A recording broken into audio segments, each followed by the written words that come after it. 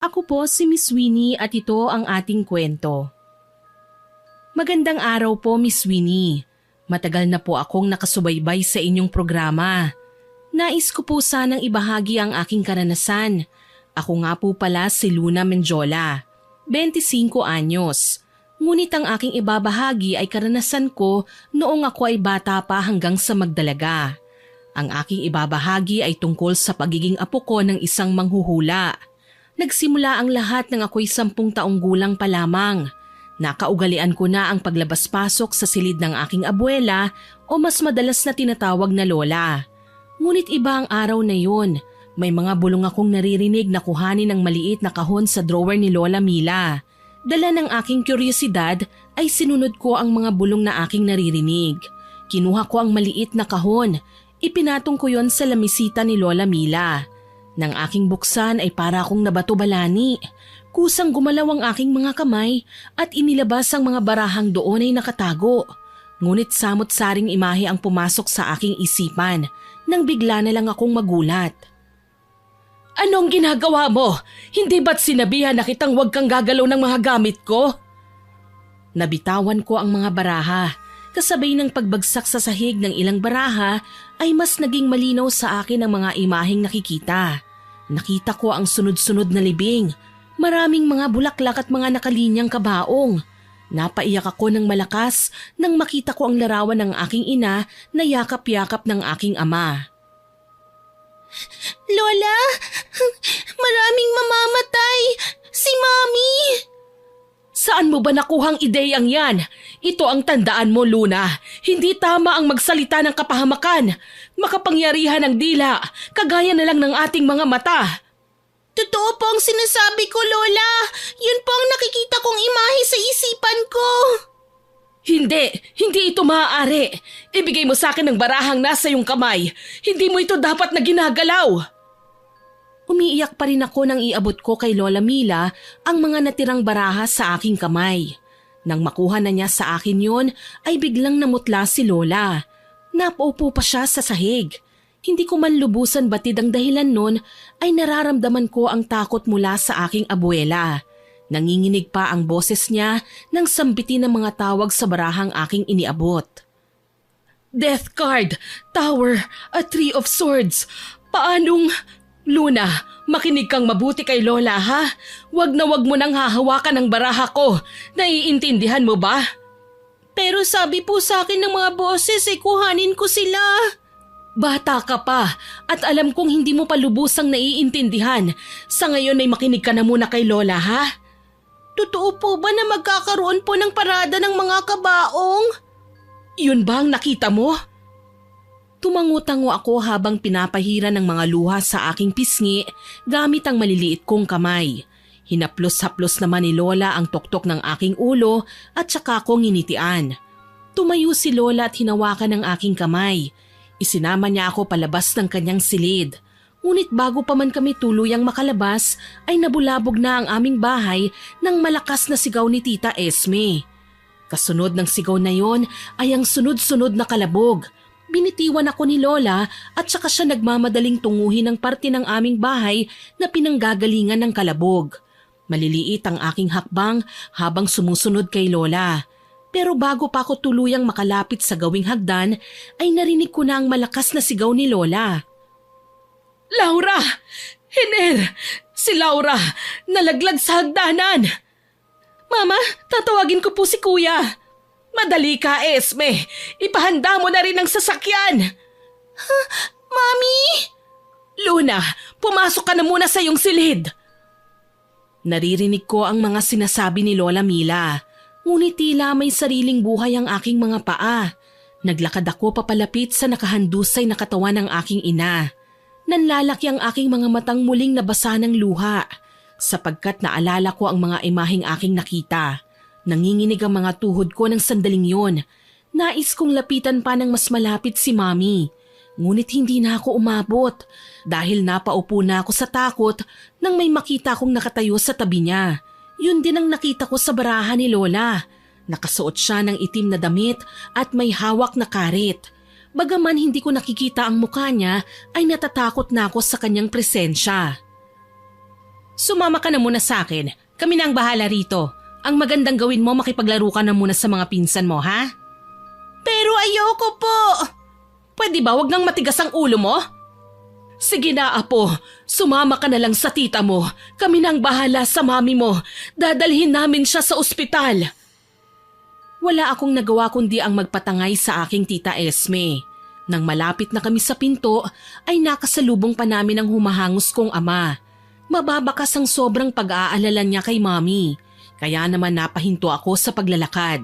Dahan-dahan kong nilingon ang nakatalikod kong daddy. Ngunit mas nagulat ako nang makita na parang may itim na nakatali sa kanyang mga paa. Hindi ko alam kung ano ang ibig sabihin nun. Nakita kong binuhat niya si mami at muling nilagpasan kami. Pagdating sa tapat ng kotse ay kaagad na ipinasok doon ang aking ina na walang malay. Pagkababa pa lang kay mami ay nagtungo na si daddy sa driver's seat at pinaharurot ang kotse. Nang makaalis na sila, lumapit sa amin si Lola. Esme, mas mabuti pa na tawagin mo na lang ang mga bata sa labas. Papasukin mo sila at tayo'y magdarasal para sa kaligtasan ni Laura at sa sanggol na nasa kanyang sinapupunan. Sige po, Mama. Luna, sumama ka na sa pagpasok ng lola mo. Halika na, apo. Ipagdasal natin ang mami mo at ang magiging kapatid mo. Lola, makakauwi pa po ba sila, mami? Ipagdarasal natin. Manalig na lang tayo. Humawak ako sa kamay ni Lola Mila. Magkasama kaming pumasok at nagtungo sa harap ng altar. Sinindihan ni Lola ang mga kandilang nasa harapan nun. Nang masindihan na ang lahat, ay inabutan niya ako ng rosaryo. Ilang sandali pa ay dumating na rin sina Tita Esme kasama ang aking mga pinsan. Magkakasama kami na nagdarasal. Nasa kalagitnaan na kami ng rosaryo nang bigla namang dumating ang bunsong kapatid ni Daddy na si Tito Celso. Mababakas ang pagkabalisa sa kanyang muka. Kaya maging si Lola huminto sa pagdarasal at nagmamadaling lumapit sa aking tiyuhin. Celso, ano at ganyan ang itsura mo? Si Kuya Hiner po. Anong nangyari? Ayusin mo nga ang pagsasalita mo. Paano ka namin maiintindihan kung para kang kabayong hingal na hingal? Naaksidente sila kuya sa labasan. Narinig ko kanina bago ko umalis na wala na raw pulso yung babae. Pero hindi ako sigurado kay kuya. Ano? Diyos ko po, Panginoon, tulungan mo po kami. Iligtas niyo po ang aking anak at manugang, maging ang apo ko na hindi pa naisisilang. Esme, bantayan mo muna ang mga bata. Mamaya na kayo umuwi ng mga anak mo para may kasama rito sa bahay si Luna. Celso, tara na. Saang ospital sila dinala? Madali ka na.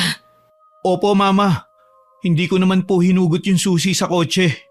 Sige na, umalis na kayo, Celso. Ako nang bahala sa mga bata. Sige po, Ate Esme. Nang makaalis na sina Lola Mila at Tito Celso, ay ipinatapos sa amin ni Tita Esme ang pagrorosaryo. Nang matapos na kami ay pinaghanda niya kami ng merienda. Magkaganon pa man ay hindi pa rin nawawala sa aking isipan ang lahat ng imaheng nakita ko nang mahawakan ko ang mga baraha ni Lola Mila.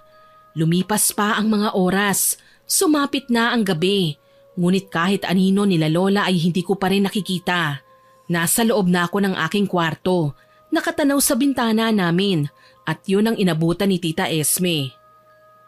Luna, uminom ka na muna ng gatas para makatulog ka na, ha? Wala pa rin po ba sina Lola, Tita? Bakit wala pa po sila?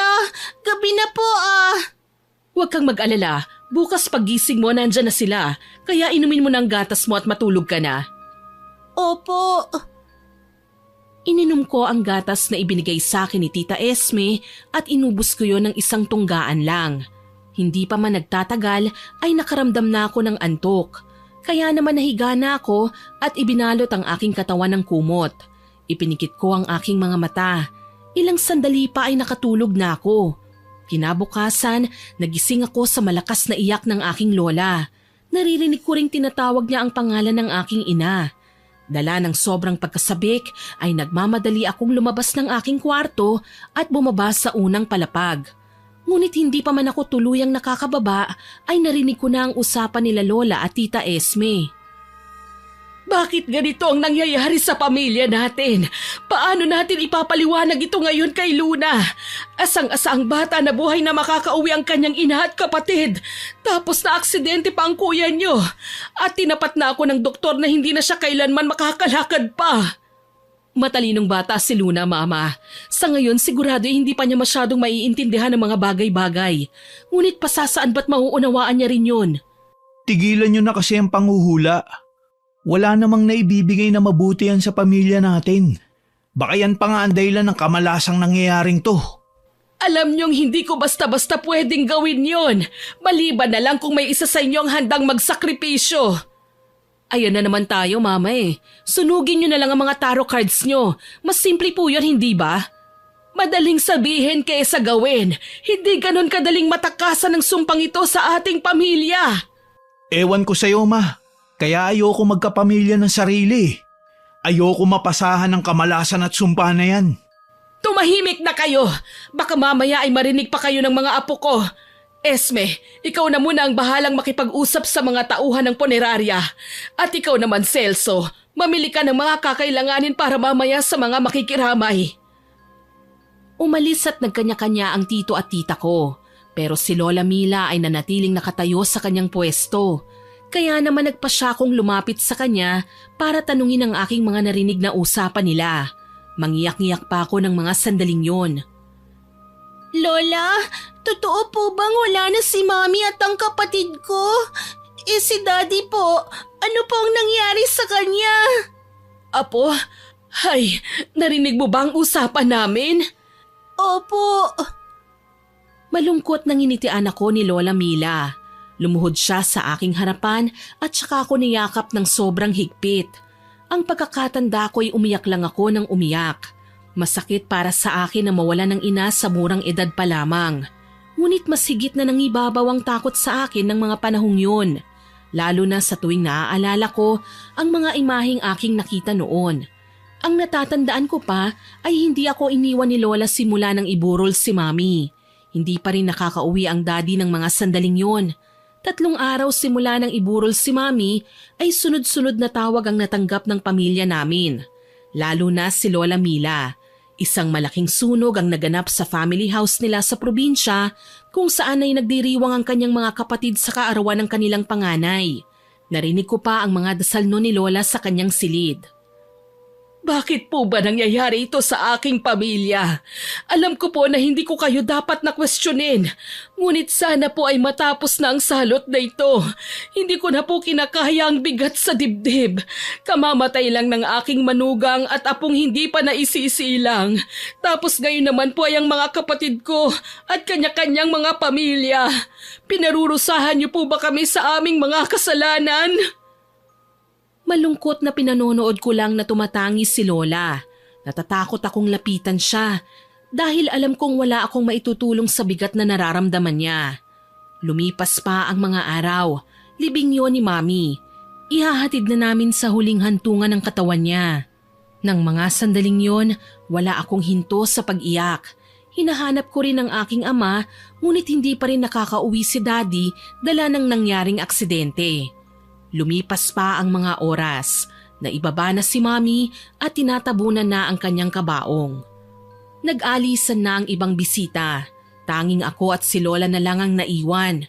Lumuhod si Lola at niyaya na akong umuwi. Ngunit ayoko pa talaga ayoko pang malayo kay Mami. Apo, umuwi na tayo, babalik na lang tayo sa ibang araw. Ayoko po, hindi ko po iiwan si Mami. Pero Apo, hindi na natapos pa ni Lola ang kanyang sasabihin dahil bigla na lang humangin ng malakas. Kasunod noon ay ang napakalakas na ulan na sinabayan pa ng kulog at kidlat. Takot na takot ako, lalo na nang makita ko ang pagtama ng kidlat malapit sa aming pwesto. Kaya kahit ayoko pang umuwi ay hindi na ako pumalag nang buhatin ako ni Lola at isakay sa kotseng nakaparada. Matapos ang pangyayaring yon ay naging malungkot na sa loob ng bahay, lalo na nang umuwi si Daddy. Wala nang isa niyang paa at nakasakay na lang siya maghapon sa wheelchair. Madalas na nagkukulong lang sa silid nila ni Mami. Isang hapon, Naisipan kong dalhan ng merienda si Daddy. Daddy, gumawa po kami ni Lola ng puto. Pinalagyan ko po ng maraming keso sa ibabaw. Alam ko po kasi na paborito niyo ito ni Mami eh. Iwan mo na lang dyan at lumabas ka na pagkatapos. Pero Daddy, miss na miss ko na po kayo. Pwede po bang dito na muna ako? Huwag matigas ang ulo mo, Luna. Mas gusto ko mapag-isa. Pero Daddy... Pakiusap, pabayaan nyo na muna ako. Ang mabuti pa, maglaro ka na lang. Naiiyak na ako ng mga sandaling yon sapagkat hindi naman ganun noon si Daddy. Malambing at maalaga siya. Pero mas nasaktan ako nang tinalikuran niya ako. Yun naman ang eksenang naabutan ni Lola Mila. Nilapitan niya ako at saka kinausap ng maayos na pumunta na muna ako sa ibaba. Tumangulang ako at naglakad palabas ng kwarto nila Daddy. Ngunit tumayo lang ako sa gilid, kaya narinig ko ang lahat ng mga usapan nila ni Lola. Hener, ano ba ang ginagawa mo sa sarili mo? Pati ang anak mo ay hindi mo man lang pinakikitunguhan ng maayos. Ma, please, pabayaan nyo na lang kasi ko. Anak, hindi lang ikaw ang nawalan. Oo, masakit ang pagkawala ni Laura at ng isang anak ninyo. Pero walang kasalanan doon si Luna. Hindi mo siya kailangang itrato ng ganyan. Akala mo ba'y hindi ko napapansin ang panlalamig mo sa sarili mong anak? Kakaibang bata si Luna, Ma. Matalino siya. Alam kong kaya niyang intindihin ang sitwasyon. Sus Mariosep, kabata pa ng apo ko, Hener. Anong hangin bang pumasok sa utak mo at naisip mong kaya niya na? Anak, makinig ka sa akin. Sa mga sandaling ito, higit niyang kailangan ng kalinga ng isang ama. Nawalan na nga siya ng ina. Hindi madali yon para sa bata. Huwag mo naman sanang iparamdam kay Luna ang mawala ng parehong magulang. Nang marinig ko ang mga yabag na papalapit sa aking pwesto, ay nagmamadaling umalis ako sa harap ng silid nila Daddy. Hindi pa man nagtatagal ay nakita ko nang lumabas si Lola. Malungkot na tinungo ko na lang ang aking silid. Sa totoo lang po, hindi ko talaga alam kung anong mararamdaman ko ng mga sandaling yon. Malaki ang naging epekto nun sa aking buhay. Simula ng araw na yon, hindi na ako lumalapit pa kay Daddy. Napansin yon ng aking abuela. Kaya naman kinausap niya ako. Luna, napapansin ko na napapalayo ang loob mo sa iyong ama. May problema ba, apo? Ayoko pong guluhin si Daddy. Baka po magalit lang siya sa akin kapag nilapitan ko siya eh. Bakit naman siya magagalit, apo? Ikaw talagang bata ka. Kung ano-ano ang iniisip mo, ang mabuti pa maligo ka na at dadalaw tayo sa mami mo. Matamlay na tumalima ako sa sinabi ni Lola Mila. Naligo ako at nang matapos ay nagsuot ako ng isang bestidang kulay dilaw. Paborito yon ni Mami. Pagkatapos ay lumabas na ako at nagtungo sa aming sala. Nandun sina Lola at Daddy. Nakabihis na rin sila. Oh, nandito na palang anak mo, Hener. Halina kayo. Luna, ang ganda ng suot mo, anak. Salamat po. Regalo po ito noon sa akin ni Mami. Alam ko, binili namin niya noon sa mall. Pagkakita pa lang niya sa bestidang yan, talagang nagustuhan na niya. Maganda ang kulay. Bagay na bagay talaga sa apo ko ang kahit na anong damit. Oh, tara na. Magkakasama kaming tatlong nagtungo sa sementeryo. Si Lola Mila ang nagmaneho ng sasakyan. Sa kanyang tabi naman ay si Daddy. Mag-isa lang ako sa likurang upuan, kaya malaya akong nakatanaw sa labas. Pinagmamasdan ko ang bawat posting aming nilalagpasan at binibilang ko yon. Hindi ko man alam kung bakit, pero napapakalma nito ang aking isipan. Hindi nagtagal ay narating na namin ang aming pupuntahan. Sa pagbaba namin ay doon ko lang napansin ang isang bungkos ng bulaklak na hawak ni Daddy. Hindi ko alam kung saan nanggaling yon. Nang makita kong nakasakay na sa wheelchair si Daddy, ay nagtatakbo ko papalapit sa puntod ni Mommy. Ngunit bago pa man ako makalapit, ay napansin ko na ang isang babaeng nakabelo na nakatayo hindi kalayuan sa puntod ni Mommy. Nakatanaw ito sa amin ni Lola. Nakikita kong bumubuka ang kanyang mga bibig, ngunit wala naman akong naririnig. Hindi ko inalis ang tingin sa babaeng nakabelo. Nahiwalay lang ang aking mata sa kanya nang tapikin ako ni Lola. Hindi ko man lang namalayang nasa tabi ko na pala sila ni Daddy. Oh, apo, bakit ka huminto? May problema ba? Wala po. Napansin ko lang po kasi yung babaeng nakataklobang ulo eh. Pero nakita ko po na nakatingin siya sa atin. Babaeng nakataklob ang ulo? Nakabelo ba? Opo. Pero wala namang ibang tao rito kundi tayo lang. Sigurado ka ba sa nakita mo? Saan mo ba siya banda nakita? Doon po. Itinuro ko kung saan ko nakita ang babaeng nakabelo. Ngunit laking gulat ko nang wala na ito sa lugar kung saan ko siya nakita. Nilingon ko sila ni Lola at sinabi ko na sigurado kong dun ko nakita ang babae.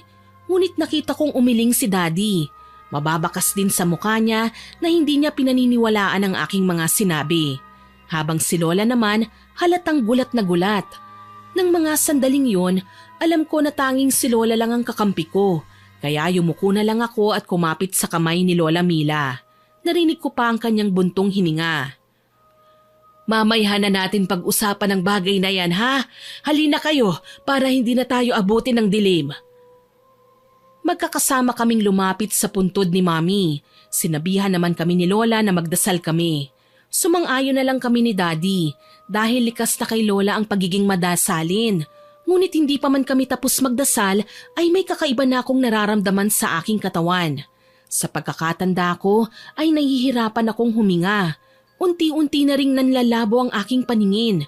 Sa nanlalabong mata ay nakita kong natataranta si Lola. Nakita kong bumubuka ang kanyang bibig, ngunit wala naman akong naririnig. Hanggang sa tuluyan ng mandilim ang aking paningin. Hindi ko alam kung gaano katagal na akong nawalan ng malay. Ang alam ko lang ay nagising na ako sa bahay. Narinig ko pa ang pagtatalo nila Daddy at Lola na nasa labas lang ng aking silid. Kaya naman pasimple kong sumilip sa maliit na awang ng aking pinto. Doktor ang kailangan ng anak ko at hindi ang pesteng paniniwala ninyo. Hindi ordinaryong bata si Luna.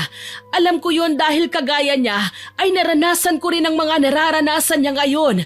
Hindi rin siya magagamot ng mga doktor na sinasabi mo sapagkat wala namang sakit ang aking apo.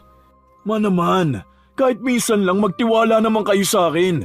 Kung ano-ano na nakikita ng anak ko. Maging sa pagtulog niya naririnig kong nagsasalita siya na parang may kinakausap. Isa pa hindi niyo kagaya si Luna. Huwag kang ambulag, Hener, dahil alam kong alam mo na may kakayahan ng anak mo na kagaya ng sa akin at sa ating mga ninuno. Regalo yun ng Diyos sa atin. Huwag niyo pong idamay ang Diyos dito, Ma. Sapagkat ang lahat na nangyayari sa atin, isang sumpang hindi natin matakas-takasan. Kaya nga pinarurusahan tayo ng langit dahil hindi naman sa kanya nanggaling ang kakayahang sinasabi ninyo. Hindi sumpa ang regalong ito sa pamilya natin.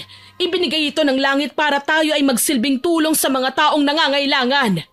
Ayokong matulad sa inyo ang anak ko. Gusto ko siyang mamuhay ng normal. Bata pa lang kami ni na Esme at Celso. Namuhay na kami ng marangya pero magulo. Nakalimutan mo na rin po yata na halos mabaliw kayo noon. Ayokong danasin niya yun. Lalo na't hindi tanggap ng lipunan ng mga kagaya nyo. Kagaya naming ano? Mama? Kuya? Ano bang pinagtatalunan nyo? Hanggang labas ay naririnig ko ang sigawan nyo. Nakakahiya sa mga kapitbahay. Hindi na magbabagong pasya ko, Ma. Ipapatingin ko sa doktor ang anak ko. Matapos sabihin yon ay nakita kong iniwan ni Daddy sina Lola at Tita Esme. Kaya nagmamadali na akong bumalik sa aking higaan. Hindi pa man nagtatagal ay narinig ko na ang pag-ingit ng pinto. Kaya lumingon ako sa gawin ng pintuan. Nakita ko ang mabagal na pagpasok ni Lola Mila. Malungkot ang kanyang muka, naluluha rin ang kanyang mga mata. Ngunit nang makita niya akong gising, ay pilit siyang ngumiti bago umupo sa gilid ng aking kama. Kumusta na ang pakiramdam mo, Apo? Nahihilo ka ba? May masakit ba sa'yo? Ayos na po ako, Lola Mila. Ano po bang nangyari? Bigla ka na lang kasing nangisay nung nasa sementeryo tayo. Sa aming palagay nasa loob ang lagnat mo. Huwag ka nang mag-alala, Apo, ha? Ipagagamot ka namin. Okay po. Simula ng araw na yon ay napapadalas na ang punta ng mga doktor sa aming bahay para tignan ako. Wala naman silang nakitang diferensya sa aking kalusugan. Ngunit makulit si Daddy. Lagi niyang sinasabi na hindi ako maayos. Kaya naman madalas din silang mag-away ni Lola. Lumipas pa ang mga taon. Sa aking pagkakatanda ay nasa high school na ako noon. Pag-uwi ko galing paaralan ay inabutan kong nagwawala si Tita Esme at sinisigaw-sigawan si Lola. Kaya naman hindi na ako nagdalawang isip pa na pumagitna sa kanila. Pero hindi sinasadyang naitulak ko si Tita Esme. Kung kaya napaupo siya sa sahig. Yun ang naging dahilan para mas lalong magalit ang tita ko. Peste ka talagang bata ka? Bastos! Sorry po Tita Esme, hindi ko po sinasadya. Malas ka talaga eh. Alam mo ba simula nang isilang ka, panay kamalasan ang nararanasan ng pamilyang ito? Salot ka talaga! Tumigil ka! Walang kinalaman si Luna sa mga nangyayari. Esme, hindi ko kayo pinalaki ng mga kapatid mo para lang maging bastos.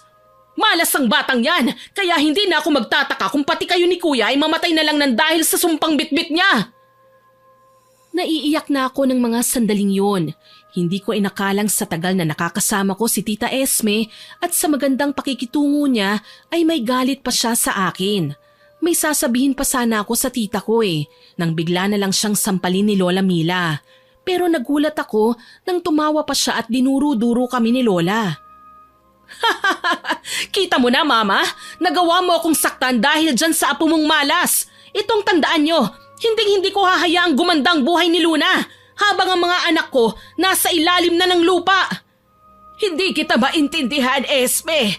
Paanong isinisisi mo sa iyong pamangkin ang aksidenteng nangyari sa iyong bahay? Walang ginagawang masama si Luna. Ang utak mo ang masama. Oo, masakit na namatayan ka ng mga anak. Pero bakit si Luna ang sinisisi mo? Kung meron mang dapat nasisihin ay walang iba kung hindi ikaw. Pabaya kang ina. Iniwanan mo ang mga bata ng walang bantay, tapos naghahanap ka ng masisisi. Bakit? Totoo naman pong sinasabi ko Si Luna ang nagdala ng salot at trahedya sa ating pamilya. Una, ang sarili niyang ina at kapatid. Pangalawa, ang pagkalumpo ng sarili niyang ama. Pangatlo, ang buong pamilya niyo, mga kapatid at mga pamangkin. At ngayon naman ang mga anak ko. Sino ang susunod? Ako? Si Celso? O baka kayo na, Mama? Hihintayin niyo pa bang umabot sa ganon? Manahimik ka! Aksidente ang mga nangyari at hindi yun dahil sa aking apo! Magkaganon pa man ay hindi pa rin huminto si Tita Esme. Patuloy pa rin niyang isinisisi sa akin ang lahat ng nangyari. Muli ay tumaas ang kamay ni Lola Mila at binigyan siya ng isang malakas na sampal sa kanang pisngi. Itinulak ni Tita Esme ang lola ko. Kaagad na namang hinawakan ng kanyang kamay. Ngunit dumulas yun, kaya bumagsak si Lola sa sahig na marmol. Nataranta ako at sumigaw habang umiiyak. Lola, tulong! Tulungan niyo kami! Tita Esme, tulungan niyo po ako! Dalhin po natin sa ospital si Lola! Mama? Hindi! Anong ginawa ko? Hindi ito maaari! Kailangan kong umalis! Hindi ako dapat maabutan nila Kuya Hiner dito! Tita Esme, saan po kayo pupunta? Huwag niyo po kaming pabayaan! Si Lola Mila po! Ngunit parang walang narinig ang tita ko. Nagmamadali siyang umalis. Rinig na rinig ko pa ang pagharurot ng kanyang sasakyan. Nanghihina ako. Walang magawa. Takot na takot ako sa kalagayan ni Lola. Kaya naman iniwanan ko siya at nagtatakbo ako palabas ng aming bahay. Doon ako nagsisigaw ng tulong. Hindi naman ako nabigo sapagkat may ilang kapitbahay ang nakarinig sa aking panawagan. Tinulungan nila akong tumawag ng ambulansya. May isa pa kaming kapitbahay na pirming tinitignan ng pulso ni Lola habang hinihintay ang ambulansya. Simula ng araw na yun ay lagi nang nagkakasakit si Lola. Kahit na gumaling na siya sa pinsalang natamo ng pagkakatulak ni Tita Esme ay isa-isa namang nagsulputan ng kanyang sakit. Unti-unti na rin nagkukulay puti ang kanyang mga mata na animoy nababalot ng sapot ng gagamba. Tanging pandinig na lamang ang malakas kay Lola Mila, kaya hindi na rin siya nakakapanghula pa. Tinanong ko siya tungkol doon nang magkaroon ako ng pagkakataon. Nang minsang ako ang nakatokang magbantay at mag-alaga sa kanya. Lola Mila, bakit po hindi ka na tumatanggap ng mga pumupuntang kliyente sa inyo? Mahina na ako. Hindi na kaya ng katawan ko ang dati kong ginagawa. Nakakapagod din po bang panghuhula? Oo, apo, sapagkat kakailanganin ng enerhiyang galing sa akin para makita ko ang sinasabi ng baraha. Bukod pa ron ay malabo ng aking mga mata. may ipakita man ang baraha sa akin ay malabo na ang aking naaaninag. Kagaya po ng nangyari sa akin noon, ibig po bang sabihin ay pwede ko rin gawin ang ginagawa niyo? Huwag mong hilingin ang ganong bagay, Apo. Mahirap at ayokong magsisi ka sa huli. Kaya nagpasya na ako na tapusin ang ating lumang nakaugalian. Anong lumang nakaugalian po, Lola? Ang panghuhula ay nasa linya ng ating mga ninuno. Hindi ko ito natakasan, kaya pinanindigan ko na lang. Wala akong pagpipilian noon eh. Pero ikaw meron, Apo. Nakikiusap ako, Luna. Huwag mong tatahakin ang daang tinahak ko. Naiintindihan mo ba? Hindi po masyado eh, pero susubukan ko po. Nakakarinig ka pa rin ba ng mga kakaiba? Wala na po, Lola. Wala na rin po akong nakikitang mga kakaiba. Nginitian ako ni Lola Mila. Hinawakan niya ang aking kamay at saka hinagkanyon. Nakaugalian na ni Lola ang ganong gawi. Nang matapos ang aming pag-uusap ay nagpahinga na si Lola Mila. Ako naman ay nagtungo na sa aking silid para mag-aral. Pagpasok ay kaagad akong umupo sa harap ng study table ko. Binuklat ko ang history book na hiniram ko pa sa library ng aming paaralan. Sa pagkakaalala ko, tungkol sa mga naging dating presidente ng Pilipinas ang paksang aking inaaral. Nakatuon ang buong atensyon ko sa libro nang may bigla na lang bumulong sa akin na nalalapit na ang bagong pagsilang. Nagulat ako at napalingon sa aking likuran, pero wala naman akong nakitang kahit anino nang bumulong sa akin. Natatakot man ako ay inisip ko na lang na baka guni-guni ko lamang yun. Hay naku Luna, huwag mong takutin ang sarili mo. Pagod ka lang kaya kung ano-anong naririnig mo. Ay, nababaliw na yata ako. Ang mabuti pa magpahinga na nga muna ako. Tumayo ako at tinungo ang banyo. Plano kong maglinis muna ako ng katawan bago mahiga at umidlip. Ngunit bago pa man ako makapasok sa banyo ay nakarinig na ako ng katok. Anak, busy ka ba ngayon? Pwede ba tayo mag-usap? Daddy, sandali lang po. Lumakad ako papalapit sa pinto nang biglang may sumitsit sa akin mula sa banyo. Hindi ko na sana papansinin yun eh. Ngunit bigla na lang nagbago ang aking paligid. Napunta ako sa isang lugar na hindi pamilyar sa akin. Para akong nasa gubat. Naghahalo ang kuryosidad at takot sa aking dibdib at isipan. Lumingon ako sa kaliwa at kanan. Ngunit tanging puno at mga damo lang ang aking natatanaw. Nang walang ano-ano ay naulinigan ko ang mga boses. Tinahak ko ang pinanggagalingan noon. Hindi kalayuan sa akin ay may isang grupo ng mga babae na nakasuot ng puting bestida at may belo sa ulo. Para silang nagdarasal. Ang kaibahan nga lang ay isang bato ang kanilang sinasamba. Aalis na sana ako nang hindi sinasadyang makatapak ako ng tuyong dahon. Sabay-sabay na lumingon sa akin ang mga babae. Nanlilisik ang kanilang mga mata. Naging bato ko sa aking kinatatayuan. Nanuyot ang aking lalamunan. Hindi ko alam kung anong aking gagawin ng mga sandaling yun. Nang bigla na lang may humatak sa akin palayo sa lugar na yon na dinadasalan ng mga babaeng nakaputi. Sinubukan kong aninagin ang kanyang muka, pero tanging liwanag lang ang aking nakikita. Nakakasilaw na liwanag. At habang lumalayo kami ay parang naririnig ko si Daddy na tinatawag ako. Nag-aalala ang tono ng boses niya. Maging ang nangihinang boses ni Lola ay naririnig ko. Luna anak, gumising ka! Luna! Celso! Tawagin mo si Esme! Sabihin mo may emergency! Ano bang nangyayari at sigaw ka ng sigaw? Ma, si Luna, mukhang nagsisimula na magising ang kanyang kakayahang makapaglakbay sa ibang lugar. Hindi pwede mangyari to, Ma. Ayokong maranasan niya ang hirap. Ayokong matrauma siya. Kumalma ka, Hiner. Hindi siya pababayaan ng kanyang gabay. Gagawan ko ng paraan. Matapos sabihin niyo ni Lola, ay bigla na lang akong nakaramdam ng puwersang humihigop sa akin. Napapikit ako at nagdasal. Nagmulat lang ako ng aking mga mata nang makaramdam ako ng pananakit ng aking leeg. Pero nagulat ako nang makita ko ang mukha ng aking ama na puno ng pag-aalala. Nasa gilid naman niya si Lola Mila na nakahawak pa sa study table ko. Doon ko lang napagtantong nakatulog pala ako habang nag-aaral. At sa aking palagay, nangawit lang ang aking leeg sa paraan ng pagkakayuko ko sa mesa. Aray ko po, ang sakit ng leeg ko. Daddy, Lola Mila, ano pong ginagawa niyo sa kwarto ko? Narinig kasi kitang umuungol, kaya pumasok na lang ako. Kanina pa kita sinusubukang yugyugin, pero kahit anong gawin ko, hindi ka nagigising. Apo, mukhang binangungot ka. Masyado lang nag-alala si daddy mo kanina dahil hindi ka magising. Ang totoo niyan ay natatakot kami na baka hindi ka pa bumalik sa ulirat mo. Po? Naku, totoo po ang sinabi niyo. Binangungot nga po yata ako. Ano bang napanaginipan mo? Nasa gitna raw po ako ng kagubatan. Hindi po ako pamilyar sa paligid eh. Tapos naglakad po ako kasi may narinig po akong mga boses. Nung pinuntahan ko po, may nakita po akong mga babaeng nakaputi at nakasuot ng belo. Para po silang nagdarasal sa bato. Tapos aalis na po sana ako. Kaso po ay nakatapak po ako ng tuyong dahon.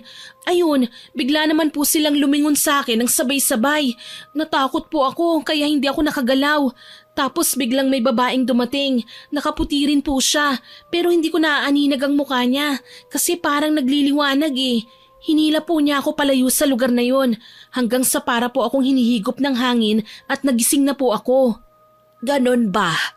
Ma, senyalis na po ba ito? Senyalis po na ano? Wala, apo. Ang mabuti pa ay lalabas na kami ng daddy mo. Magpahinga ka na muna. Halika na, Hiner. Ihatid mo na ako sa kwarto ko. Opo, ma. Magpahinga ka na, anak. Napabuga na lamang ako ng hangin ng talikuran nila ako. Hindi man nila ipakita sa akin ang mga lihim na senyasa nila ay napansin ko naman yun. Sa aking palagay ay tungkol sa sinasabi ni Daddy na senyalis ang kanilang lihim na napag-usapan. Kaya palihim akong sumunod para makinig. Alam kong masama yun eh, pero likas sa akin ang pagiging mapagduda. Patingkayad pa akong naglakad habang papalapit sa kwarto ni Lola Mila. Idinikit ko pa ang kaliwang mukha ko sa kahoy na pinto para lang marinig sila. Sobrang hina kasi ng mga boses nila eh. Mas lalo pa akong naging interesado sa pakikinig nang marinig ko ang aking pangalan na binanggit ni Daddy. Ma, bakit ganun ang nangyayari kay Luna? Hindi ako sigurado, anak.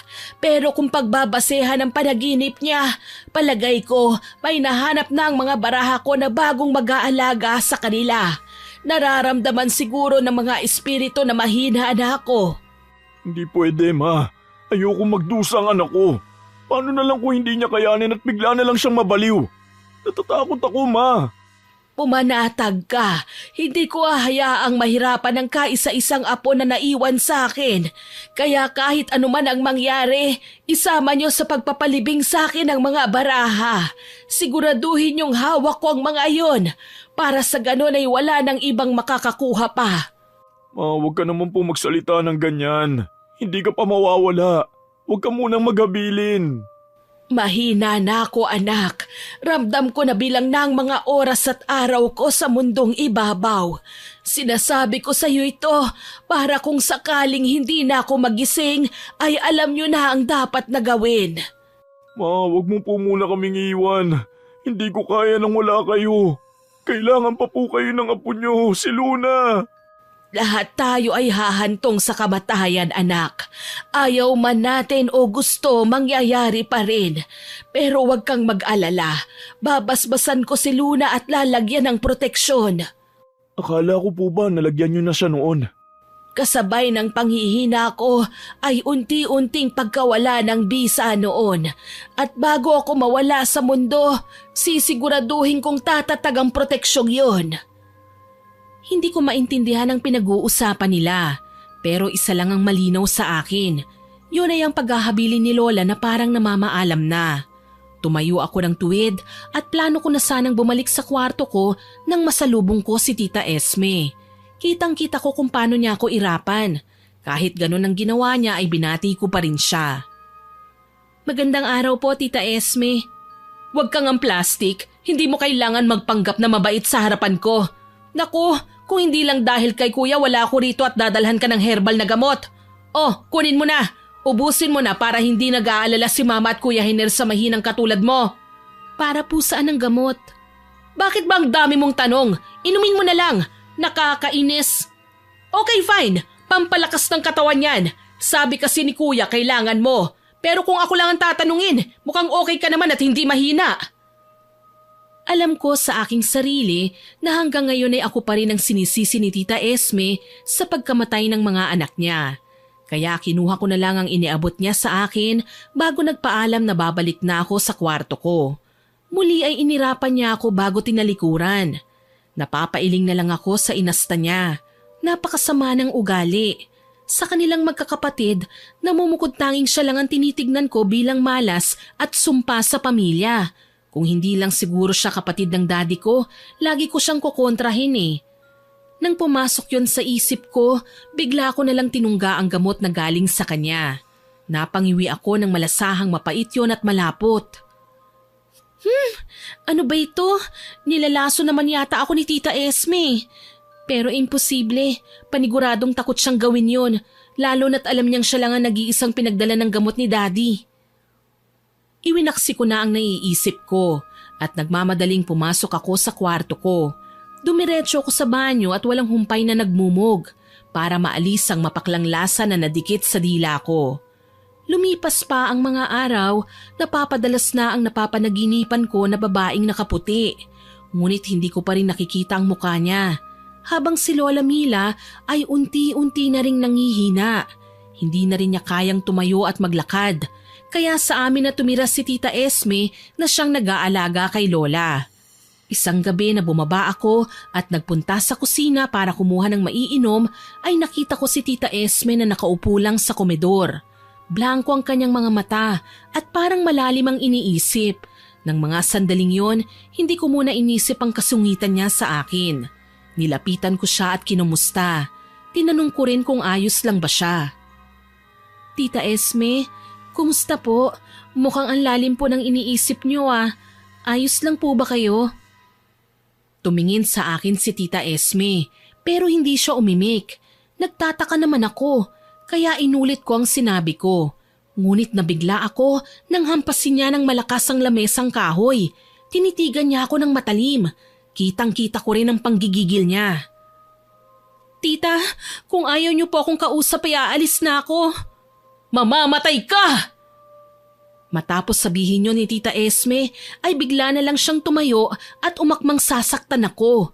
Kaya naman dali-dali akong tumayo at lumayo sa kanya. Ngunit sa bawat paghakbang ko palayo ay siyang hakbang naman niya papalapit.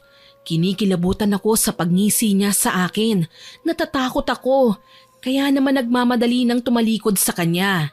Ngunit pagharap ko sa likod ay muntik naman na akong matumba. Nasa likuran ko pala si Daddy at si Tita Esme. Nanginginig at humihingal ako sa sobrang kaba. Naisip ko kung paanong posibleng nasa likuran ko lang sila Tita Esme kung nasa harapan ko lang siya kani-kanina lang. Halos segundo lang ang paghiwalay ko ng tingin sa kanya. Paanong nandyan ka po, Tita Esme? Kasama ko siya, anak. Kagagaling lang namin sa silid ni Mama. Ayos ka lang ba, anak? Bakit parang nakakita ka ng multo? Si Tita Esme po. Kanina ikausap ko lang siya eh. Paano nangyaring magkasama po kayo? Ikinuwento ko sa kanila ang mga naganap bago sila dumating. Pero baka sa mga mukha nila na hindi nila pinaniniwalaan ang mga sinasabi ko. Hindi ko rin naman sila masisisi eh. Imposible naman talaga na nasa magkaibang lugar siya sa iisang oras lang. Nababaliw ka na ba? Paano mangyayari ang sinasabi mo? Kanina pa kami magkasama ng daddy mo. Kuya, sa palagay ko, kailangan na nating ipatingin sa espesyalista ang anak mo. Kung ano-ano na ang nakikita eh. Hindi po ako nababaliw. Totoo po ang sinasabi ko. Daddy, naniniwala naman po kayo sa akin, hindi ba? Oo naman, anak. Naniniwala ako sa'yo. Kuya naman, kailangan na nating mapatignan si Luna. Ano na lang ang mangyayari kung mapapabayaan ang nangyayari sa kanya? Tinignan lang ng masama ni Daddy si Tita Esme, kaya hindi na niya pinilit pa ang gusto niya. Pinagulong ni Daddy ang kanyang wheelchair palapit sa akin. Nilapitan niya ako at hinawakan ang nanginginig kong kamay. Malamyos ang kanyang pagkakatitig sa akin. Punong-puno ng pagmamahal ng isang ama. Pagmamahal na hinahanap ko noong mga panahong nawala si Mommy. Hindi ko napigilan ang damdamin ko. Napaluhod ako at umiyak ng umiyak sa kandungan ni Daddy. Panay naman ang himas niya sa aking ulo. Tahan na, anak ko. Nandito si Daddy. Hinding-hindi kita pababayaan. Kasalanan ko ang lahat na nangyayari sa'yo. Kung hindi lang ako nagpadala sa emosyon ko, sana naalagaan at nagabayan kita. Patawarin mo ako, anak. Wala po kayong kasalanan, Daddy. Naiintindihan ko naman po ang sitwasyon eh. Kahit ako man po nasaktan din ako nang mawala si Mami at ang kapatid ko. Kaya wag niyo pong sisihin ang sarili niyo. Kuya, kung talagang mahal mo ang anak mo, mas makakabuti kung ipatingin na natin siya sa psychologist. Wala namang mawawala eh. Paano pala kung may traumang bata sa pagkawala ng mami niya at kapatid? Mas okay na ngayon palang malaman na natin para kung sakali maagapan pa ang paglala. Alam ko, pero kailangan ko rin kausapin muna ang anak ko tungkol sa bagay na yan. Isa pa hindi baliw ang anak ko, Esme. Ayusin mo ang pananalita mo sa kanya. Hindi ko na narinig na sumagot pa si Tita Esme. Matapos ang gabing yon, mas napapadalas na nagkakaroon ako ng mga kakaibang nakikita ko sa paligid. Pero kahit minsan, hindi ko man lang nakita si Mami. Isang hapon, nasa paaralan ako noon, nang bigla na lang masalubong ko si Lola. Nagtaka ako, alam kong hindi na niya kayang tumayo pa eh. Bedridden na si Lola at ang mas nakakapagtaka pa, mukha siyang mas malakas pa sa kalabaw. Dinadaan-daanan lang siya ng mga tao. May malaking ngiti sa kanyang labi na parang nasisiyahan sa nakikitang paligid. Napakamot na lang ako sa ulo at lumapit sa kanya. Tinapik ko siya at tinanong, "Lola Mila, ano pong ginagawa niyo rito? Sino pong kasama niyo? Malakas na po kayo ulit?" Hindi umimik si Lola Mila, bagkus ay dahan-dahan siyang tumingin sa akin. Pero natakot ako nang makita ko ang malaking ngiti sa labi niya. Kakaiba rin ang nararamdaman ko sa kanya. Parang hindi siya ang lola ko. Ngunit mas nagulat ako nang bigla na lang niya akong sunggaban. Napatumba kami sa sementadong lupa. Nauna pa ang pag-upo ko. Pero hindi ko ininda ang sakit ng balakang ko dahil sa pagkakabagsak. Nanlalaki ang mga mata ko na tinignan si Lola Mila. Pero para akong binuhusan ng malamig na tubig nang makitang hindi si Lola ang nasa harapan ko, kundi ang isa sa mga babaeng nakabelo na napapanaginipan ko. Dala ng sobrang takot ay nagsisisigaw ako. "Huwag kang lalapit! Layuan mo ako! Tulong! Tulungan niyo po ako! Saklolo!" May ilang estudyante ang nakita ko sa gilid ng aking mga mata ang huminto sa paglalakad at natuon ang atensyon sa akin. Pero kahit isa sa kanila ay walang nagtangkang lumapit, may iba pa na nagbubulungan. Napatakip naman ako sa tenga ko, parang nag-e-echo ang lahat ng mga pinagbubulungan nila. Sumasakit na ang aking ulo. Hindi ko na malaman kung saan ba nanggagaling ang hindi pamilyar na boses na naririnig ko ng mga sandaling yun. Hindi ko na namalayang nawalan na pala ako ng malay. Hindi ko alam kung ilang oras na gano'n ang sitwasyon ko. Ang alam ko lang, nang idilat ko ang mga mata ko, ay nakita ko ang nag-aalalang mukha ni Daddy. Nilibot ko ang paningin ko sa kabuuan ng kwartong kinalalagyan ko. Panay puti. Naaamoy ko rin ang matapang na amoy ng disinfectant. Anak, kumusta na ang pakiramdam mo? Ano po ang nangyari? Anong ginagawa ko rito? Tinawagan kami ng school nyo. Nagsisigaw ka daw bago nawala ng malay. Ano ba nangyari? May nakikita ka na naman ba? Ikinuwento ko kay Daddy ang nangyari sa akin sa paaralan. Malakas na napabuntong hininga siya nang marinig ang mga sinabi ko.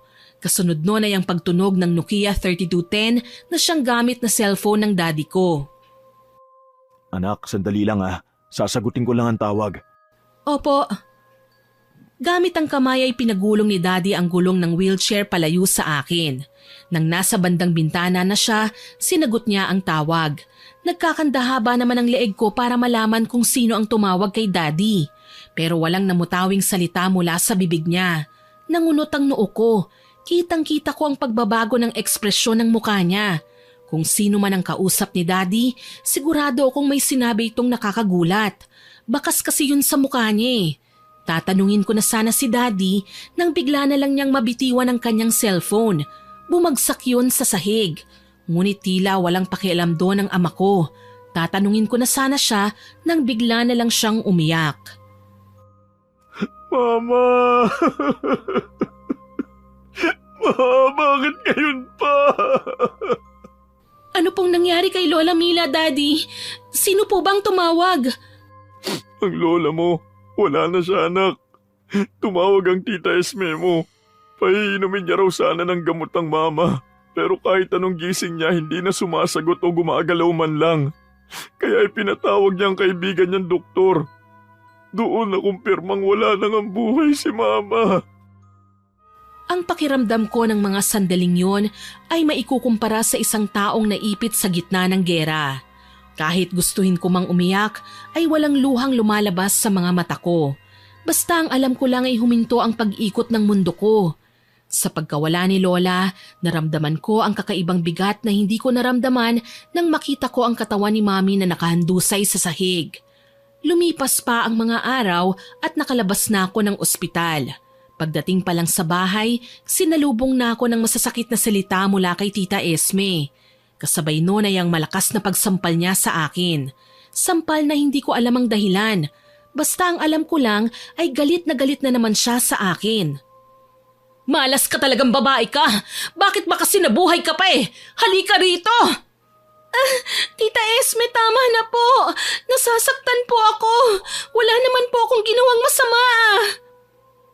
Ngunit kahit anong sabihin ko ay parang nabingi na si Tita Esme. Galit na hinila niya ako palapit sa nakaburol kong lola. Nang marating namin ang harap ng kabaong ay halos ingudgod niya ako sa salamin noon. Panay lang ang iyak ko at pagmamakaawa. Yon ang eksenang inabutan ni Daddy at Tito Celso. Malakas na sumigaw si Daddy.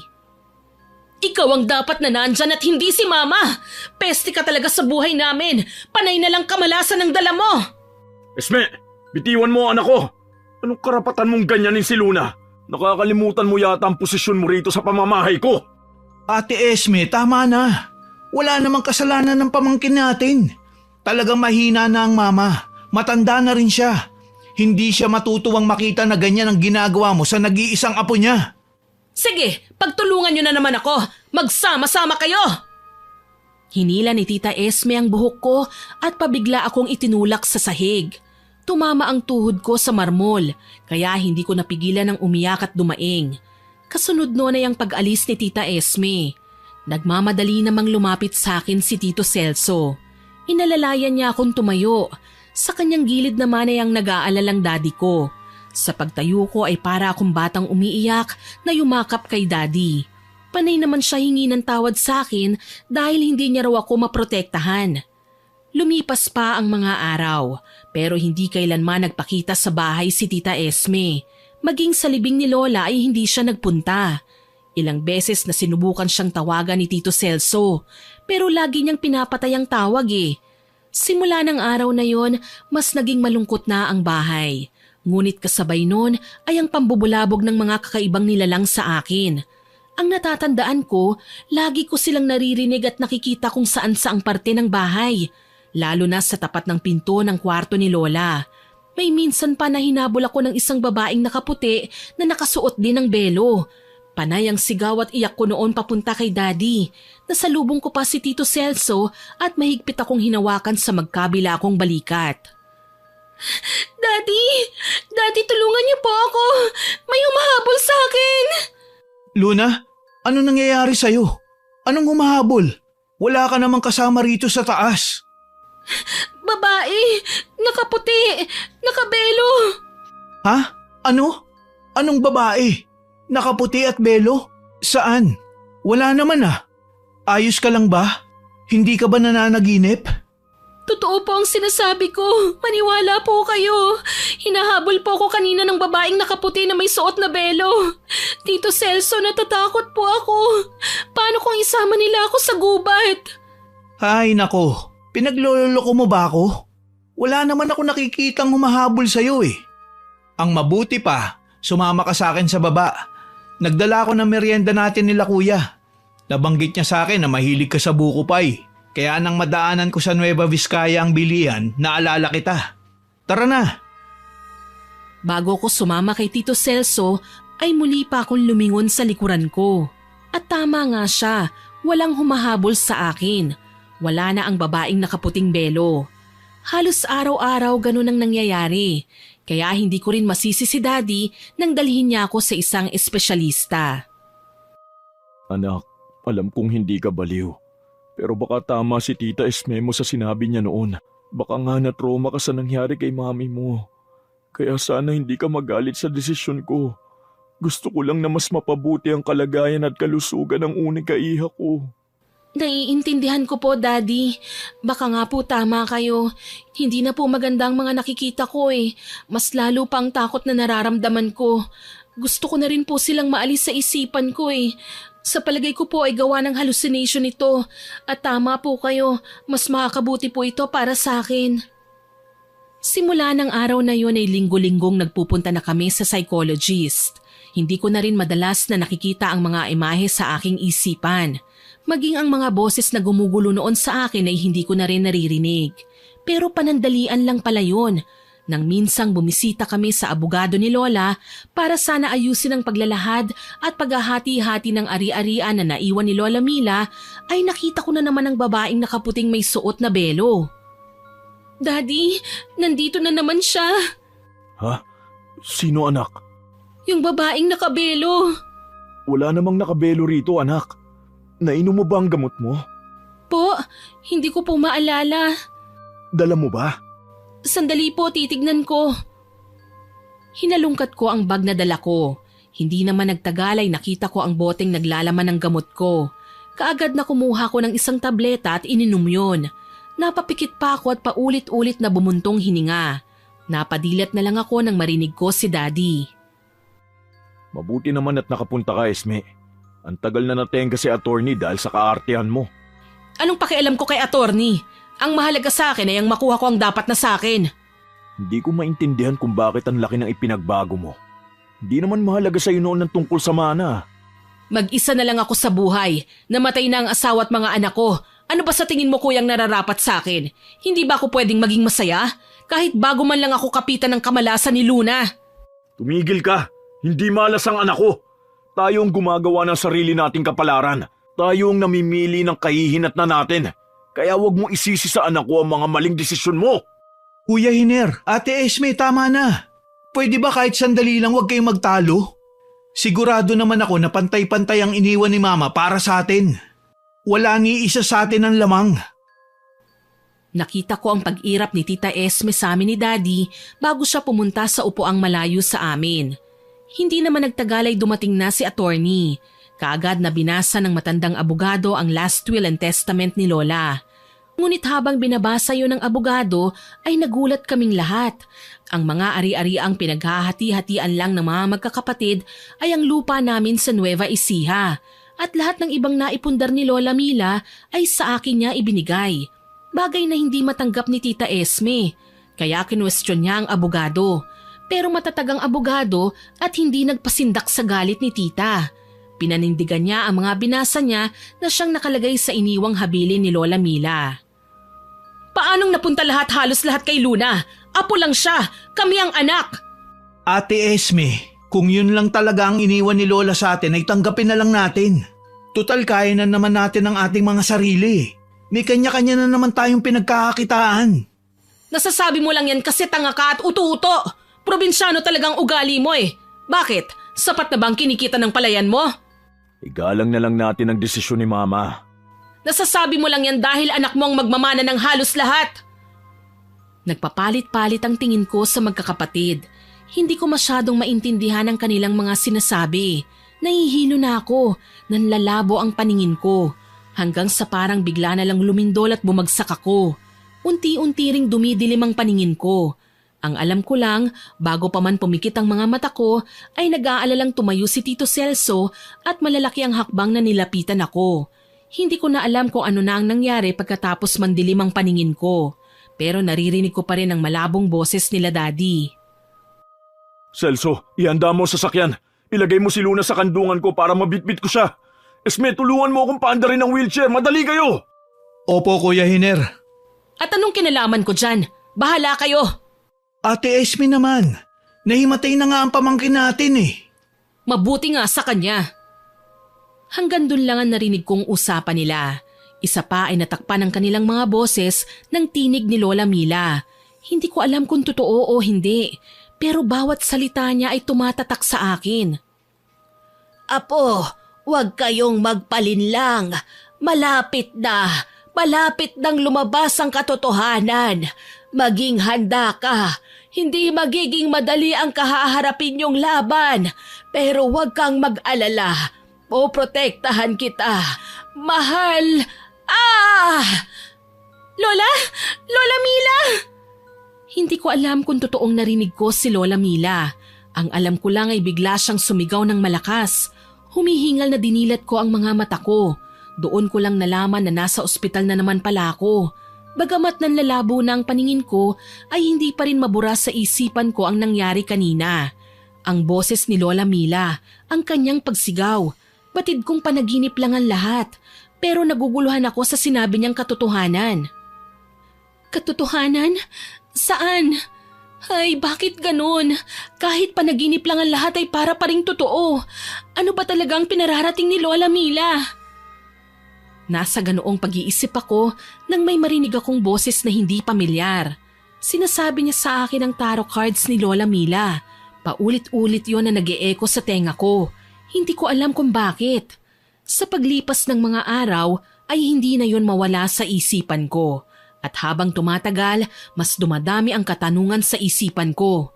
Kinausap ko si Daddy at ikinuwento sa kanya ang lahat. Kaya naman nang makalabas ako ng ospital ay nag-usap kami ng masinsinan. Anak, panaginip lang yun. Walang ibig sabihin. Pero Daddy... Hindi lahat ng naririnig mo ay totoo. Lilipas din yan. Ang mabuti pa, magpahinga ka na muna. Bukas na bukas, babalik tayo sa espesyalista. Matapos sabihin niyo ni Daddy, ay muli ko na namang narinig ang boses. Sinasabi niya sa akin na kailangan ko ang tulong ng tarot cards para malaman ang katotohanan. Kaya kinulit ko si Daddy. Hindi nga pwede, anak. Nagbili noon ng lola mo na isama sa kanya mga baraha. Ayaw niya na gamitin mo yun. Pero paano po kung yun ang makakatulong at makakasagot sa mga katanungan ko? Paano po kung gumaling ako at mawala ng hallucination sa isipan ko? Kakausapin ko na muna ang tito at tita mo tungkol sa gusto mo. Ngumiti ako kay Daddy at nagpasalamat. Ilang araw din ang nagdaan at napapansin ko na mas madalas na nagpupunta sa amin si Tito Celso. Sa tuwing pupunta siya ay lagi akong binibigyan ng mga pasalubong. Minsan ay prutas pa nga. Isang araw, habang nakatulala ako sa kawalan, ay bigla na lang sumulpot si Daddy. Luna, anak. Ay, Daddy, ginulat niyo naman po ako. May kailangan po ba kayo? Oo, pumayag na sila tita mo na muling ipahukay ang libingan ni Mama. Pati po si Tita Esme? Sa maniwala ka o hindi, siya pa ang unang pumayag sa kanila ni Tito Celso mo. Hindi ko maintindihan, pero pakiramdam ko ay may mali. Lalo na sa pagpayag kagad ni Tita Esme. Bata pa lang ako ay lagi nang mainit ang dugo niya sa akin eh. Kaya sobrang nagtataka ako. Mas matatanggap ko pa kung kinontra niya ang Daddy. Pero ang agad na pagpayag niya ang mas lalong nagpagising sa aking pagdududa. Sigurado po ba kayo? Pumayag kagad si Tita Esme? Hindi po ba kayo nagbibiro? Mukha ba ako nagbibiro, anak? Ang mabuti pa, magbihis ka na. Baka magbago pa ang isip ng tita mo. Alam mo naman yun. Totoo ang sinabi ni Daddy. Madaling magbago ang isip ni Tita Esme. Kaya naman nagmamadali na akong nagbihis. Wala pang 10 minuto, nakabalik na rin yata ako sa tabi ni Daddy. Sakto namang dumating si Tito Celso. Kaya sabay-sabay na kaming nagpunta sa sementeryo. Habang nasa daan kami, ay nakikinig lang ako sa usapan nila ni Daddy. Celso, simula nang mawala ang mama, mas lalong napalayo ang loob sa atin ni Esme. At hanggang ngayon, hindi ako makapaniwalang kinu-question pa rin niya ang mana na pag-ahati-hatian natin. Marami lang sigurong iniisip si Ate Esme. Lalo na't mag-isa na lang siya ngayon. Hindi naman siya nag-iisa. Nandito pa tayo. Hindi naman dating ganyan si Esme. Wala na pong bago ron. Mga bata pa lang tayo, hindi pwedeng hindi niya nakukuha ang gusto niya. Mga bata lang tayo noon. Nang lumaki naman tayo, hindi na siya ganun. Kaya nagtataka talaga ako. Isa pa, malaki ang tiwala ko na nag-mature na siya. Lahat po nagbabago. Hindi ko man po masabi kung bakit. Pero yun ang totoo.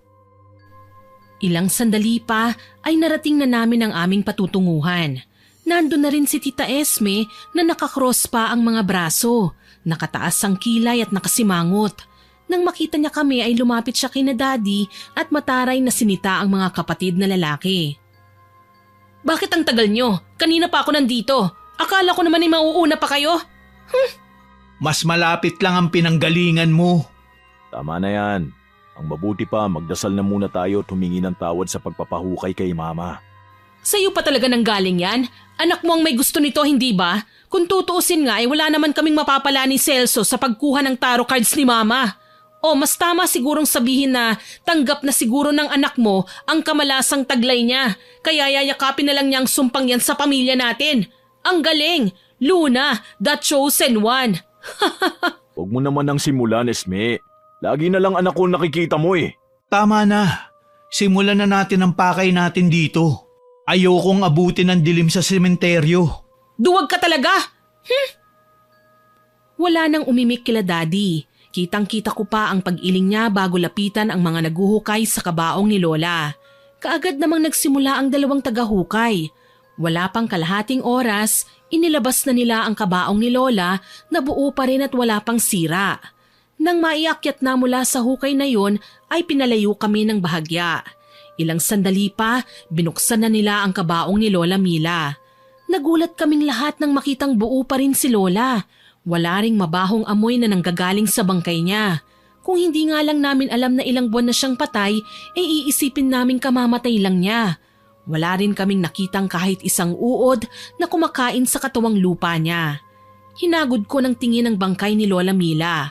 Parang natutulog lang siya. Naiiyak pa akong lumapit sa kanya. Ngunit nang makalapit ako, ay doon ko lang napansin na kailangan ko pala ang nasa kamay ni Lola Mila. Sinubukan ko sanang kunin yon nang biglang magsalita si Tita Esme. Kunin mo na para matapos na tayo rito. Akala mo naman talaga mababago ang kapalaran niya. Sige na anak. Bumuntong hininga na muna ako bago sinubukang kunin yon sa kamay ni Lola Mila. Ngunit napakahigpit ng pagkakahawak niya sa mga baraha. Para bang ayaw niyang makuha yun ng iba? Ilang beses kong sinubukan. Ngunit sa tuwing gagawin ko yun, ilang pirasong baraha lang ang nahihila ko. Napansin ko rin na mas humihigpit ang kapit doon ng kamay ng Lola. Kaya naman sinubukan ko siyang kausapin. Lola, handa na po ako sa kung ano man ang kalalabasan ng desisyon kong ito. Magtiwala po kayo sa akin. Nako ha, baka magulat ka kapag biglang sumagot sa'yo si Mama. Esme naman. Sige na anak, ituloy mo lang.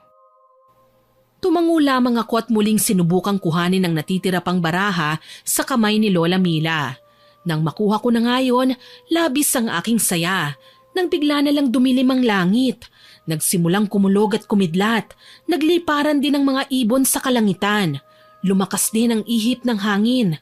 Napatayo ako at pinagmasdan ang nangyayari sa kalangitan. Nasa ganoong senaryo ko nang biglang magyaya si Tita Esme na umuwi na kami. Okay na, magsiuwi na tayo. Baka abutan pa tayo ng malakas na ulan eh. Celso, sa bahay ka na muna matulog. Mamayang madaling araw ka nilang bumalik sa Nueva Vizcaya. Sige, Ate Esme. Bakit hindi na lang tayo sa bahay? Total, ihahatid pa naman kami ni Celso. Mas maganda nga, para may bonding din tayong magkakapatid. Fine, whatever. Luna anak, halika na. Umuwi na tayo. Opo. Magkakasama kaming umuwi sa bahay. Pagdating doon ay kaagad akong pumasok sa kwarto ko. Kakaiba kasi ang bigat na nararamdaman ko eh. Kaya nagpahinga na muna ako. Hindi na ako nagbihis. Basta na lang akong humiga sa kama ko at natulog. Pero kakaibang napanaginipan ko. Nasa loob daw ako ng isang sasakyan. Madilim ang kalsada at malakas ang ulan. Nang bigla na lang may nagring na cellphone. Lilingunin ko na sana kung sino yon nang bigla na lang nagkaroon ng pagguho ng lupa mula sa kabilang gilid ng sasakyan. Kasabay noon ay ang naglalakihang bato na gumugulong mula sa bundok na nasa gilid ng kalsada. Napasigaw na lang ako ng malakas nang tumama ang bato sa sasakyang kinalalagyan ko. Napapikit pa ako at hinintay na maramdaman ang sakit. Pero ilang minuto na ang lumipas, wala pa rin akong nararamdaman. Kaya naman idinilat ko ang mga mata ko. Pero nagtaka ako na nasa loob pa rin ako ng kwarto ko. Panaginip ba yun?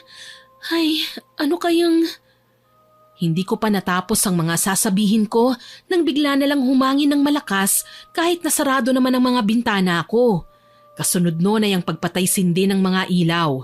Bigla ring bumukas ang maliit na drawer ng study table ko. Nilapitan ko yon at nakita kong nando ng tarot cards na kinuha namin kay Lola.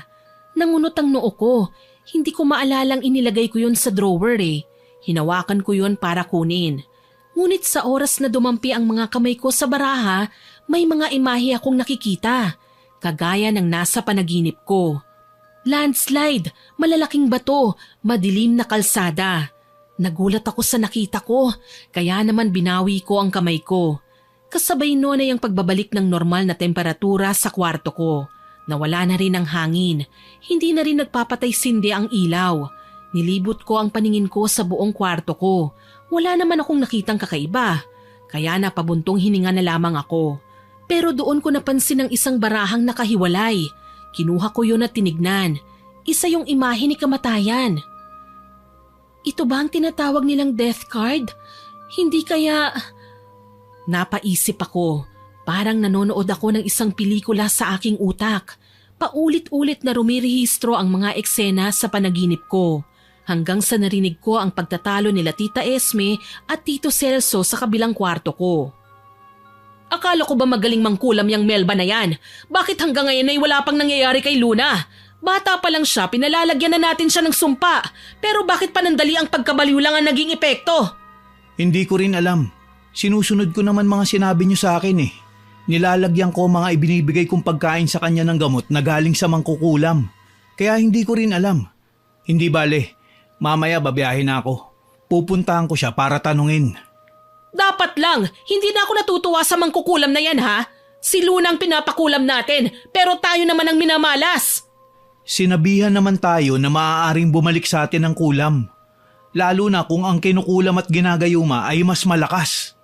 Ewan ko sa'yo, ayusin mo yan kung gusto mong madagdagan ng mana na para sa atin.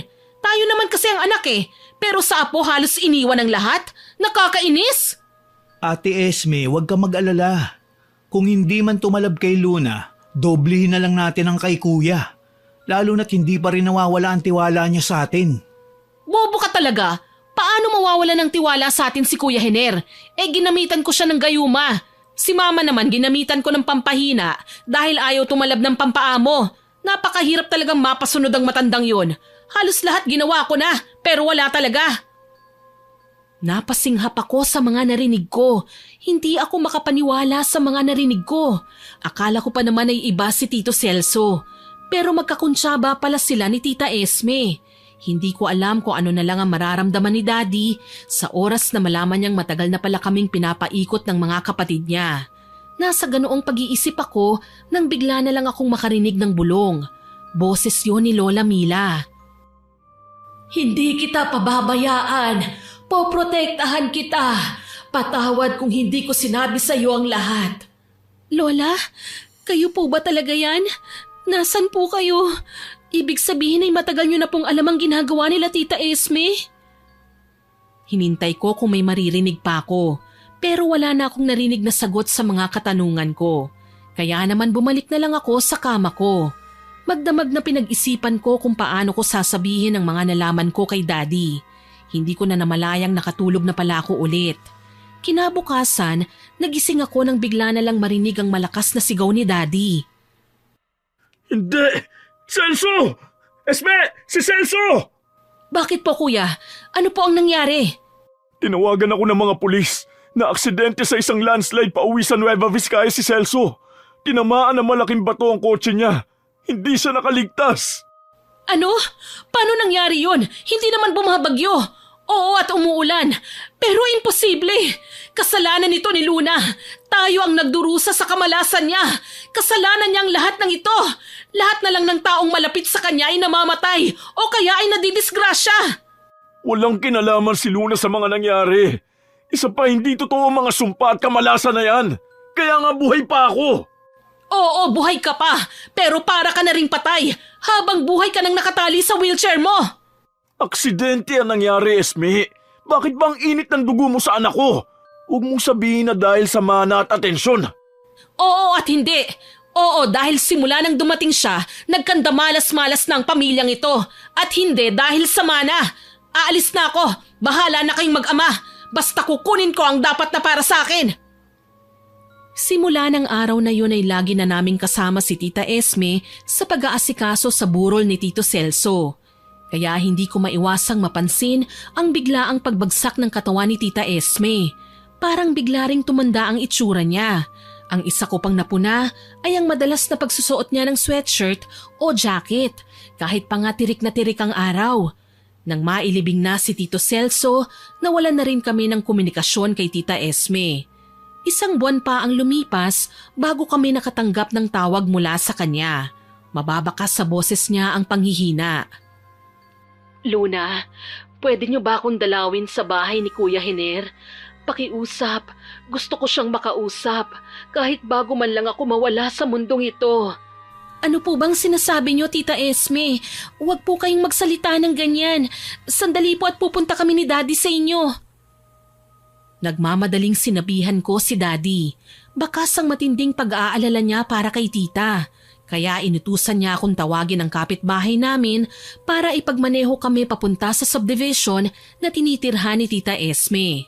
Nagtatakbo ako at tinawag kagad si Manong Romel. Pumayag naman ang matandang lalaki. Pagbalik namin sa bahay, kaagad na tinulungan naming makasakay si Daddy sa kotse. Nang makasakay na kaming lahat, pumunta na kami kina Tita Esme. Inabot din ng halos 1 oras bago namin narating ang bahay niya. Pagdating doon ay kaagad na bumaba na kami. Nasa may pinto pa lang kami ay rinig na namin ang malakas na sigaw ni Tita Esme na halatang nahihirapan. Tama na! Ayoko na! Nagsisisi na ako sa ginawa ko! Mabilis ang naging galaw namin. Hindi na kami kumatok. Binuksan na lang namin ang pinto. Bumungad naman sa amin ang mga nagkukumpulang katulong na halatang takot na takot. Nang makita nila kami ay kaagad nilang sinabi na nasa kwarto si Tita Esme at sinusumpong na naman ito.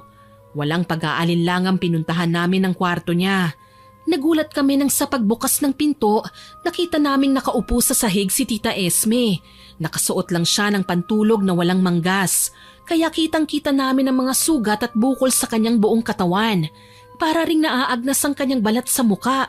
Nanonood rin sa ilong ko ang amoy ng kwarto niya. Napakabaho, parang nabubulok. Magkaganon pa man ay nilapitan ko siya. Pero nang mahawakan ko siya ay bigla na lang umatras si Tita. Wag mo akong hawakan. Nakakadiri ako. Ang dumi-dumi ko. Ano bang nangyari sa'yo? Sandali at magpapatawag ako ng ambulansya. Hindi na ako magagamot ng doktor, kuya. Kasalanan ko ito. Pinaparusahan na ako ng langit sa mga maling gawain ko. Ano bang sinasabi mo? Kailangan magamot ka. Kuya, ito ang balik ng mga ginawa ko sa pamilya mo. Ha? Sa pamilya ko? Oo, ang pagkamatay ng asawa mo, ni Mama, ako ang lahat ng may kagagawan nun. Ano pong ibig niyong sabihin? Ako ang tumulak sa mami mo sa hagdan. Pinagdasal ko rin si Kuya Hiner para maaksidente siya. Pinainom ko ng gayuma si Mama pero hindi umepekto. Kaya pinapalitan ko ang pinapainom ko sa kanya ng isang gayumang pampahina ng katawan. Ang pagkabaliw mo, gawa-gawa ko lang yun. Ako ang nagpagawa para magkaroon ka ng hallucination. Masama akong tao. At ito ang nararapat na kaparusahan sa akin. Ginawa mo ang lahat ng yun? Bakit? Paano mo naatim nasaktan ang sariling pamilya mo? Eh yun nangyari kay Celso. May kinalaman ka rin ba? Wala po, kuya. Karma yon sa lahat ng plano ni Celso. Pareho naming gusto ang mas malaking mana. Kaya hindi namin matanggap na si Luna ang makakakuha ng lahat na inaasam namin. Sinubukan pa sana naming pagawa ng bagong gayuma si Luna para mas mabaliw siya. Pero naaksidente si Celso. Kitang-kita ko ang pagkadismaya ni Daddy sa mga kapatid niya. Pero masaya na rin ako dahil umamin na si Tita Esme sa mga pagkakamali niya. Naisip ko kasi noon na wag nang sabihin pa kay Daddy ang lahat ng narinig ko na usapan nila ni Tito Celso. Alam ko pong masakit para kay Daddy ang kanyang mga narinig, kaya hinawakan ko ang kamay niya at nginitian. Mukhang naintindihan naman niya ang ibig kong sabihin. Walang kapatawaran ang ginawa mo. Pero kapatid kita, iisang dugo ang nananalaytay sa atin. Kaya patatawarin kita kahit na hindi mo yun hingin.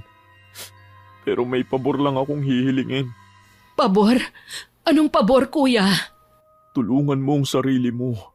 Hayaan mong gabayan ka namin sa paghahanap sa makakagamot sa'yo. Kuya, Luna, patawarin mo ang tita mo ha. Kung magkakaroon ako ng pagkakataon ay babawi ako sa'yo. Papalitan ko ng masayang alaala ang bangungot na ibinigay ko sa'yo.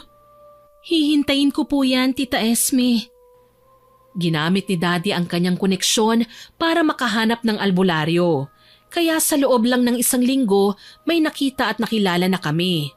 Ilang buwan din ang naging gamutan nila ni Tita Esme. Ngunit sa awa ng Diyos ay gumaling siya. Para siyang naging isang bagong Tita Esme. Mas mabait, maalaga at mapagmahal. Simula nang gumaling si Tita Esme ay para akong nagkaroon ng mother figure. Nag-therapy na rin si Daddy. Kaya kahit papaano ay nakakatayo na siya. Sa tulong nga lang ng tungkod. Miss Winnie, sa ngayon po ay isa akong online na manghuhula. Bukod sa pagpapost ng mga general readings, ay tumatanggap din ako ng mga kliyente. Bukod sa panghuhula ay nagtitinda rin po ako online ng mga pangontra o ang tinatawag nilang evil eye. Hanggang dito na lamang po. Maraming salamat po sa paglalaan ng oras sa istorya ko. Kahit pa nga hindi po ito masyadong nakakatakot, sana po ay may napulot na aral ang mga tagapakinig. Salamat po ulit, Miss Winnie. God bless you po. Ang inyong loyal na taga-subaybay, Luna. Sana po ay nagustuhan niyo ang aking ibinahaging kwento. Pero bago ko po tapusin ito, hindi makukumpleto ito nang walang shoutout sa masusugid nating listeners. Shoutout po kay Darwin Domingo, kay Mausel TV, kay Len TV, kay Mochi na nagsabing lagi daw po niyang pinakikinggan ng stories natin. Salamat po, ma'am. Hello din po kay Mirna Alfaro na nag-comment sa Kinarmang Matrona upload. Ang sabi po niya, ang ganda raw po ng boses ko, sing ganda ng mga stories natin. Naku, salamat po ma'am sa papuri niyo. Nakakataba po yan ng puso. Shoutout din po kay Elisa Saicon, kay Leonida Sequinya, kay Machil Pineda, kay Rochelle at Domenico Vena from California. Hello po sa inyo dyan. New subscriber po natin si Ma'am Rochelle. Thanks po ma'am. Hello din po kay Cheryl Fueren, kay Annabella Gabas, kay JV Esteves, kay Gladys Ann Sulit, pati na rin kina Carlo, Cara and Ann. Happy listening po sa inyo dyan. Shoutout din po kay Josephine De Peñosa, kay Jenilyn Oruga, pati na rin kina Molly Agunat at Gracie Nicole Agunat. Hello din po kay Jovil Monsales Official, pati na rin po sa Pipito Family from Trece Martires at sa Oakwood Squad from Kawit, Cavite. Hello po sa inyong lahat dyan. Shoutout din po kay Theron G. Ilagan, kay Ma'am Elizabeth Maramot, hello po sa inyo, kay Marie Chris Clemente, hello din po kay Akimi Kimi, kay Ella Diaz, kay Yusra April, kay Irene Flores, kay Maribel Balabag, kay Nicole Cornelio at kay Lucy San Jose. Maraming salamat po sa lahat ng nakinig at nagkomento. Abangan pa rin po ninyo sana ang mga susunod nating upload ha. At huwag kalilimutang mag-subscribe, like, share and comment sa kwento natin. Para po mabilis nyong makita kung may bago tayong upload, pindutin nyo lang po ang notification bell para mabilis nyo itong makikita. Aasahan ko pa rin po ang inyong suporta ha. Muli, ako po si Miss Winnie na nagpapasalamat sa inyong walang sawang pakikinig.